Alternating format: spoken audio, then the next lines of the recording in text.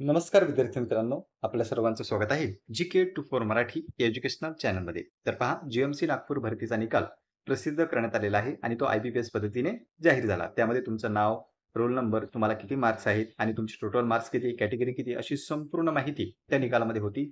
आणि या निकालाबाबतची अपडेट मी तुम्हाला मागच्या व्हिडिओमध्ये दिलेली आहे. पण काही जणांचा प्रश्न होता की कट ऑफ किती लागू शकतो, तर त्याची चर्चा आपण या व्हिडिओमध्ये करणार आहोत. या ठिकाणी एक्सपेक्टेड कट ऑफ जो आहे तो मी काढलेला आहे आणि त्या लिस्टचं एनालिसिस करून तो कट ऑफ काढलेला आहे. पण पहा मित्रांनो, cut off same to same तसाच लागेल असं नाही.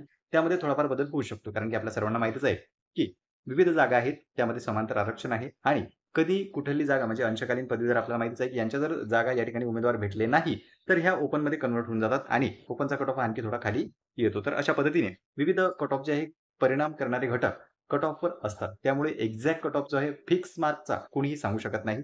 तुम्ही देखील एनालिसिस करू शकता, कारण की जी आपली यादी प्रसिद्ध झाली त्या यादीच्या अनुसार तुमचा क्रमांक किती आहे, तुमच्या कॅटेगरीच्या जागा किती आहेत आणि त्या लिस्टमध्ये तुमच्या कॅटेगरीचे उमेदवार किती आहेत. त्यामध्ये इथे पहा समांतर आरक्षण किती आहे. तर सर्व उमेदवारांचा एनालिसिस करून तुम्ही देखील कट ऑफ हा तुमचा निवडू शकता. पण त्या भानगडीत न पडता तुम्ही जर दुसरा कोणता फॉर्म भरलेला असेल तर त्याची तयारी सुरू ठेवूया. आता जो रिझल्ट लागणार आहे तो लागणार आहे. जवळपास एक अंदाज तुम्हाला सांगून देतो जे कट ऑफ पाहण्यासाठी आलेले आहे. तुमचा स्कोर जर तुम्ही कॅटेगरीमध्ये असाल 150 पेक्षा जास्त असेल तर तुम्ही सेफ झोनमध्ये आहात असे समजू शकता, जर तुम्ही कॅटेगरीमधून असाल तर. आणि जर तुम्ही ओपनमधून असाल तर 156 प्लस जर तुमचा स्कोअर असेल तर तो सेफ आहे. हा एक ढोबळमानाने स्कोर सांगितलेला आहे मी. कट ऑफ आपण सेपरेट कॅटेगरी वाईज पाहणार आहोत. तर पहा, ह्या आहेत एकंदरीत जागा. जागेचं एकदा तुम्ही पाहू शकता 680 एकूण जागा आहेत. आणि कॅटेगरी वाईज जर आपण पाहिलं तर इथे सर्वसाधारण आहे आणि नंतर समांतर आरक्षणानुसार जागा आहे. महिला आरक्षण असो, पदवीधर असो, खेळाडू असो, प्रकल्प असो, या सर्वांसाठी या ठिकाणी राखीव जागा आहेतच. तर पहा, ह्या आहेत जागा. आता जाऊया आपण आपल्या कॅटेगरीच्या कट ऑफकडे. तर पहा मित्रांनो, या ठिकाणी EWS कॅटेगरीचा जो कट ऑफ आहे तो 152 ते 156 याच्या दरम्यान लागण्याची शक्यता आहे. या ठिकाणी हा फक्त अंदाज आहे. कट ऑफ असाच लागेल असं नाही. यामध्ये बदल होऊ शकतो. कट ऑफ याच्यापेक्षा कमी देखील लागू शकतो आणि 156 पेक्षा जास्तही लागू शकतो. हा फक्त एक अंदाज आहे. ती जी लिस्ट होती त्या लिस्टचा एनालिसिस करून हा मी या ठिकाणी जाहीर केला. तुमचं काय मत आहे तुम्ही देखील बिनधास्तपणे कमेंट सेक्शनमध्ये कमेंट करू शकता. ज्या पद्धतीने व्हिडिओमध्ये मी माझा एनालिसिस मांडत आहे किंवा माझं मत मांडत आहे, तसंच तुम्हाला देखील अधिकार आहे. तुम्ही कमेंट सेक्शनमध्ये तुमचं मत हे मांडू शकता. तर पहा, EWSचा कट ऑफ 152 ते 156 दरम्यान लागू शकतो. नंतर ST कॅटेगरीचा जर आपण कट ऑफ पाहिला तर ST कॅटेगरीचा कट ऑफ हा थोडा कमी लागू शकतो. 134 ते 138 दरम्यान ST कॅटेगरीचा कट ऑफ हा राहू शकतो. आता काही जण म्हणतील की समांतर आरक्षणानुसार, कारण की या ठिकाणी प्रकल्पग्रस्त, भूकंपग्रस्त, खेळाडू, माजी सैनिक, तसेच अंशकालीन पदवीधर आणि महिला यांनी देखील फॉर्म भरलेले आहेत. त्यांनी देखील परीक्षा दिलेली आहे. महत्त्वाचा पॉईंट असा आहे की 45% तर तुम्हाला किमान गुण घेणं गरजेचे आहे.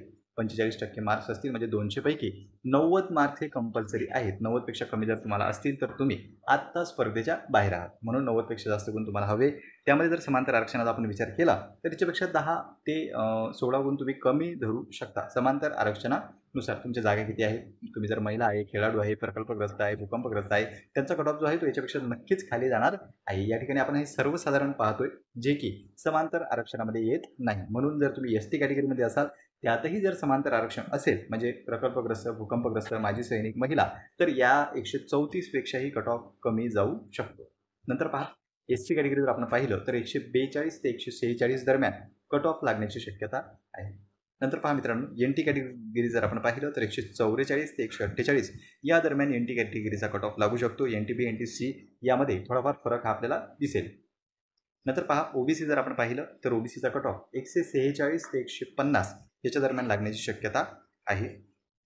नंतर ओपनचा जर आपण कट ऑफ पाहिला तर 154 ते 158 या दरम्यान कट ऑफ लागण्याची शक्यता आहे. तर पहा मित्रांनो, या व्हिडिओमध्ये संपूर्ण कट ऑफ सांगण्याचा मी प्रयत्न केलेला आहे.